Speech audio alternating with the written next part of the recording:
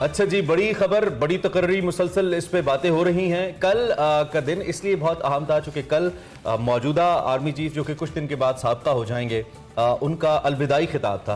ये अलविदाई खिताब यूजुअली ये फिनोमिनन आर्मी चीफ के कॉन्टेक्स्ट में इस्तेमाल नहीं होता। कल यौम शौदा की तकरीब थी GHQ रावलपिंडी के अंदर, जिसमें general Qamar Javed Bajwa, chief of army staff, उन्होंने खिताब किया। पहले तो जो शौदा है उनको खिराज तहसीन पेश किया गया और हम भी इस मौके की मुनासबत से ज़रूर तमाम शौदा को, जहाँ उनका ताल्लुक किसी भी शोबे, किसी भी महकमे से है, उन्हें खिराज तहसीन पेश करते हैं, उनके ख़ानदान के साथ इज़हार यकजहती करते हैं। आर्मी चीफ ने शौदा के खिराज तहसीन के बाद मुख्तलिफ अहम उमूर पर बात की, जिसमें उन्होंने मौजूदा सियासी सूरत हाल पर भी बात की। उनकी जो 6 साल मुद्दत मुलाजमत है उसका आखिरी हफ्ता शुरू हो गया है। 29 नवंबर को अपनी 44 साल मिलिट्री सर्विस से जनरल बाजवा रिटायर हो रहे हैं। उनकी रिटायरमेंट में अब तकरीबन 5 दिन का अरसा बाकी है और मुख्तलिफ अलविदाई दौरे तकरीबन कर चुके हैं, मुलाकातें शुरू हैं। गुज़िश्ता रोज़ ये जो तकरीब हुई यौम शौदा के हवाले से, इसमें जनरल बाजवा ने अपना जो गैर रिवायती खिताब इसको कहा जा सकता है किया और बतौर आर्मी चीफ अपनी 6 साल मुद्दत मुलाजमत के दौरान जो खिदमात हैं पाक फौज के लिए, वो उन्होंने कौम के सामने रखी। साथ साथ सियासत और मईशत पर भी उन्होंने खुलकर बात की। माजी में फौज की गलतियों का भी एतराफ़ किया, फौज पर तनकीद के हवाले से शिकवे शिकायत भी किए और बेहतरी के लिए सियासतदानों को कई मशवरे भी दिए। आर्मी चीफ ने फौज की सियासी मुदाखलत को गैर आईनी करार दिया, साथ साथ अदम मुदाखलत का अज़्म भी दोहराया और यकीन दिलाया कि फौज आइंदा किसी भी सियासी मामले में मुदाखलत नहीं करेगी। इस पर सख्ती से कारबंद है और आइंदा भी रहेंगे। साथ साथ उन्होंने कहा जी कि सियासतदानों को भी अपने रवैयों पर नजरसानी करने का ज़रूरत है, ये मशवरा भी दिया और मुल्क में जो हकीकी जमहूरी कल्चर है उसके फ़रोग पर भी जोर दिया। आर्मी चीफ ने तारीख के औराक भी पलटे और मशरकी पाकिस्तान जो फौजी नहीं बल्कि सियासी नाकामी थी, ये उन्होंने कहा। और साथ साथ लड़ने वाले फौजियों की तादाद 92,000 नहीं, सिर्फ 34,000 थी। दूसरा नए आर्मी चीफ के लिए तजवीज़ करदा नामों के हवाले से भी अगर हम बात करें तो हुकूमत की मुशावरत जारी है। गुज़िश्ता रोज़ वज़ीर आज़म ने इत्तेहादियों को शाया दिया, अहम तैनाती के मामले पर इत्तेमाद में लिया और कुछ खबरें ये भी आ रही हैं ज़राए के हवाले से कि वफाकी काबीना के इजलास से पहले, जो कि अब शुरू हो जाएगा, हुक्मरान क़यादत एक बार फिर सर जोड़ कर बैठेगी। बिल्कुल, अब जब हम आपसे बात कर रहे हैं यकीनी तौर पर या तो इजलास शुरू हो चुका होगा या होने वाला होगा। I mean this is the time 9 AM जिसमें इजलास होना है। मुख्तलिफ तैनातियों से मुतालिक जो रूल्स हैं इसमें तब्दीली का इम्कान मौजूद है, खासतौर पे आर्मी एक्ट के हवाले से। और फिर इन फैसलों की मंजूरी के लिए जो वफाकी काबीना है इसके इजलास में ये सारा जो क्या कहना चाहिए एजेंडा है ये रखा जाएगा। अहम तैनाती के मामले पर इमरान खान भी कैसे पीछे रह सकते हैं, मुसलसल अपना इनपुट दे रहे हैं, मुसलसल दबाव डाल रहे हैं और कल उन्होंने कहा कि हम इस पर सदर मुमलिकत के साथ मिलकर खेलेंगे। इमरान खान ने कहा आइन और कानून के अंदर रहकर लेकिन सदर के साथ मिलकर खेलेंगे। उन्होंने कहा जी सदर अलवी जो है वो उनसे राब्ते में हैं और तैनाती की समरी पर मशवरा देंगे, आइन और कानून के मुताबिक इस पर आगे बढ़ेंगे। अगर एक मफरूर से मशवरा हो सकता है तो मैं तो पार्टी सरबराह हूँ, सदर को मुझसे मशवरा करना ही चाहिए। इम्तियाज़ गुल हमें ज्वाइन कर रहे हैं, सीनियर तज्जियाकार। उनसे हम पूछते हैं कि वो कैसे देख रहे हैं सारी सूरत हाल को। वैसे तो जब सर्दियाँ आती हैं अमूमी तौर पर पत्ते झड़ते हैं और जर्द पड़ जाता है पत्तों का रंग और ऐसा लगता है कुछ उदासी सी है कैपिटल के अंदर, लेकिन ये जो खबरें हैं ये हमारे कैपिटल को उदास नहीं होने देती इम्तियाज़ गुल साहब। और ख़ास तौर पे जिस इलाके में हम और आप घूमते फिरते हैं, रेड जोन का जो इलाका है, ये तो बड़ा ही आबाद है अगर हम खबरों की नुक्ता निगाह से बात करें। अब रेड जोन की फ़िज़ा कैसी है जब 29 नवंबर बिल्कुल करीब आ चुका है? जी अस्सलाम वालेकुम। मैं गुज़िश्ता रात एक अमरीकी सिफारतकार से मिला, तो मैंने कहा भी क्या हाल है, तो कहने लगी कि मैं बहुत थक गई हूँ। तो मैंने कहा क्यों? कहते हैं या आप लोग हमें सुकून से बैठने नहीं देते, इतनी खबरें हैं यहाँ पे।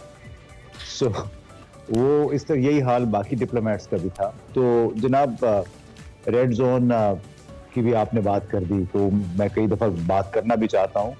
वो ये कि कभी हम वज़ीर आज़म हाउस जाया करते थे बतौर सहाफ़ी, सिर्फ एक गेट होता था और वो हम क्रॉस करके चेकिंग वगैरह के बाद चले जाया करते थे। अब वज़ीर आज़म हाउस के लिए 3 आपको मरहलों से गुजरना पड़ता है, 3 दरवाजों से गुजरना पड़ता है और वो रेड जोन बढ़ते बढ़ते बढ़ते अब सिरेना होटल तक और स्टेट बैंक ऑफ पाकिस्तान की बिल्डिंग तक पहुंचा। वहां भी 2 नए गेट लगा दिए गए जबकि डी चौक बंद कर दिए गए। यानी रेड जोन का दायराकार कोई 2-3 किलोमीटर तक बढ़ा दिया गया है और इसी से आप अंदाजा लगा ले पाकिस्तान के हालात की, पाकिस्तान की जो माइंडसेट है जो पाकिस्तान पे हुक्मरानी कर रहा है, चाहे वो ब्यूरोक्रेसी है चाहे सियासतदान है। आप अमेरिका में देख लें, वाशिंगटन में व्हाइट हाउस यानी वहाँ का जो ऐवान सदर है उसके इर्द गिर्द कोई कॉन्क्रीट ब्लॉक नहीं लगा, कोई नए इजाफी जंगले लगाए गए हैं। वही लोग, ये है कि कुछ इजाफी नफरी है पुलिस की। तो हम बड़े एक घन चक्कर में फंसे हुए हैं, खुद गर्ज किस्म के सियासतदान, और फिर दूसरी तरफ से भी जो क़यादत, जो हमने कल एक लेक्चर सुना जिसका भी आपने जिक्र भी किया कि तमाम तर मामलात की जिम्मेदारी अमलन वो एक पार्टी पे डाल देते। यूं लग रहा था कि जैसे किसी सियासी जमात, मुखालिफ सियासी जमात का रहनुमा तकरीर कर रहा है इमरान खान के खिलाफ। सो बड़े एक अफसोसनाक सी सूरत हाल थी। फिर जो कोई मशरिकी पाकिस्तान का भी आपने जिक्र किया तो वो ये बताना भूल गए कि 1958 में जनरल अयूब खान ने इक़्तिदार संभाला था, 1969 में उनको मजबूरन निकालना पड़ा। फिर उसके बाद 3 साल याया खान थे, जनरल याया खान, और इन दोनों ने मिलके जो मशरिकी पाकिस्तान का हाल किया उसमें से फिर बांग्लादेश बरामद हुआ। तो ये कहना कि जी वो फौजी शिकस्त नहीं थी, सियासी शिकस्त थी, सियासी शिकस्त इन्हीं के साये में हुई थी। और वो इनको अच्छी बात है कि अभी इस कम से कम ये एतराफ़ करें कि वो शिकस्त थी। लेकिन जो इस वक्त अल्लाह, हम दुआ ये करते हैं कि हमारे जो माइंड सेट है हमारे सियासतदान का, हमारे जो आला फौजी क़यादत है उनका, वो थोड़ा सा अवाम पे भी मरकूज हो जाए, अवाम के मसाइल पे भी मरकूज हो जाए। ये जो खुद गर्जाना अंदाज में इन्होंने, अब 6 साल तक तो हम बातें बहुत कुछ और सुनते रहे हैं, लेकिन कल हमने कुछ और सुना। और अब क्या कहा जा सकता, बड़ी अफसोसनाक सी एक तकरीर थी जो कल हमने सुनी। अच्छा मुमताज कुल साहब, जिस तरह से कल आपने इस तकरीर के हवाले से जिक्र किया, आर्मी चीफ ने ये जो अलविदाई खिताब किया, हम जैसे कह रहे हैं अलविदाई तो नहीं, मतलब जो उन्होंने खिताब कर लिया उसमें जो फौज की मुदाखलत है सियासत के अंदर, उन्होंने कहा कि इस पर अब हम कारबंद रहें और आइंदा फ्यूचर में भी रहेंगे, और कुछ गलतियों का भी एतराफ़ किया ना, और साथ साथ उन्होंने सियासतदानों को भी मशवरा दिया कि आप अपने रवैयों पे नज़रसानी करें। अब ऑब्वियसली इस्टेब्लिशमेंट और हुकूमत का आपस में बड़ा एक गहरा ताल्लुक होता है और कहीं ना कहीं हमें भी पता है कि ये सारी चीज़ें इंटरकनेक्टेड होती हैं। सो ये जो नज़रसानी करने का मामला है सियासतदानों का, आपको लगता है कि यहाँ तो आपस में पार्टियाँ एक दूसरे से बात करने को तैयार नहीं है, तो ये नज़रसानी अपने रवैयों पर किस तरह से करेंगे? देखिए, जो नसीहत करता है उसको अपने रवैये पे भी नज़रसानी करनी चाहिए। अप्रैल और मार्च में जो कुछ हुआ तो कोई फरिश्तों ने तो आके नहीं किया था पाकिस्तान में, जो वोट ऑफ नो कॉन्फिडेंस था, फिर रात को 12 बजे अदालतें खुली, पता नहीं क्या क्या हुआ, आपको मालूम है, प्रिजनर्स वैन भी आ गई थी कौमी असम्बली के बाद। तो ये किसी सियासी हुकूमत ने तो नहीं किया था, ये तो किसी में हिम्मत भी नहीं है इस किस्म के काम करने की। तो ये जो बार बार हमें ये बताया जा रहा है कि हमने फरवरी के बाद हमने मामला से अलहदा होने का फैसला कर लिया था, फिर उससे पहले 27 अक्टूबर को हमें बताया गया था कि जी मार्च 2021 के बाद हमने कोई मुदाखलत नहीं की, कोई आप हमें सबूत दे दें।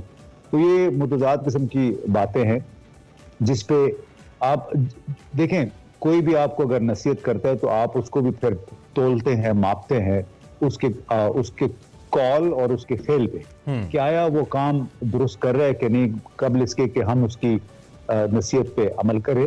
तो ये मैं इसीलिए बार बार ये कहता हूँ कि हमारे यहाँ एक सियासी और फौजी अशराफिया है और इनका अपना एक अलग पाकिस्तान है, इनके लिए एक अलग कानून है।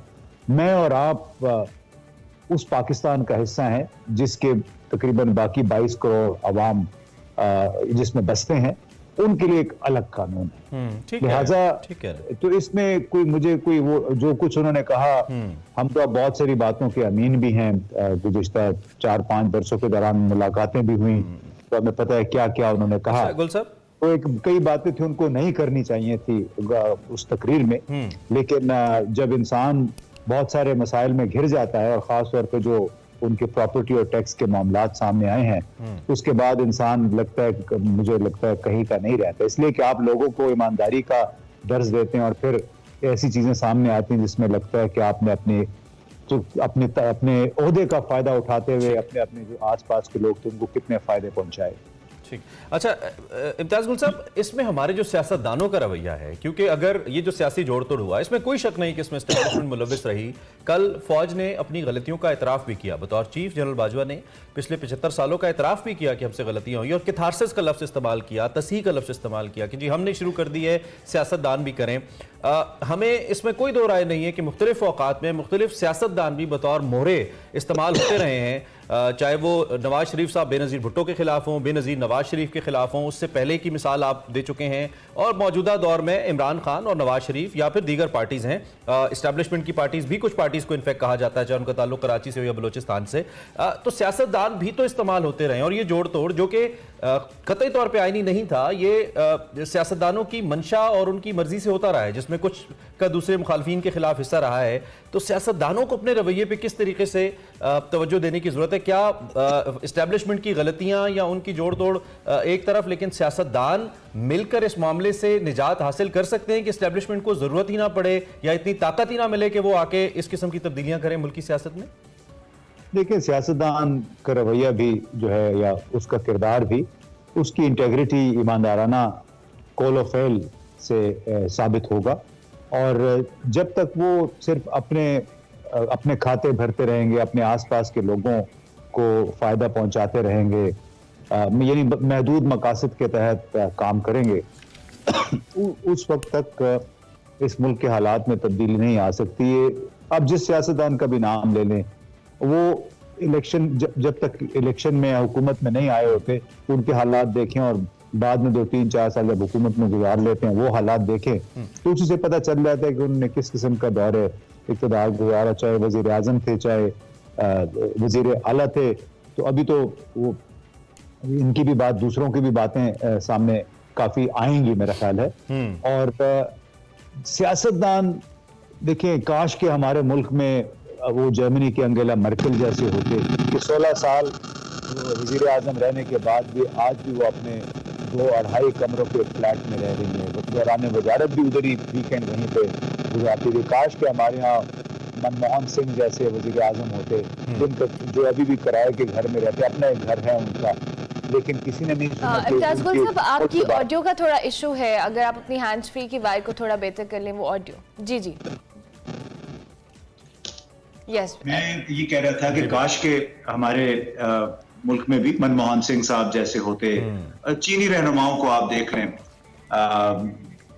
चेयरमैन माओ, देंग जियाओपिंग, शी जिनपिंग, किसी के नाम पे ठीक कोई जायदादें कहीं पे नहीं है। हमारे यहाँ तो जब वजीर आजम वजीर आला चले जाते तो उनके पीछे रिकॉर्डों का पूरी एक लंबी फहरिस्त निकल आती है। ये काश जो है ना, ये हमारी किस्मत का हिस्सा ही बन गया इम्तियाज गुल साहब। लेकिन हम और आप बात करते रहेंगे इस पे, अल्लाह करेगा इंशाल्लाह, हम नहीं तो मे भी हमारी जनरेशंस देखें। थैंक यू वेरी मच, आप हमारे साथ मौजूद रहे और इस अहम मामले पे अपना तज्जिया हमारे सामने रखा। इम्तियाज गुल साहब हमारे साथ मौजूद थे जी।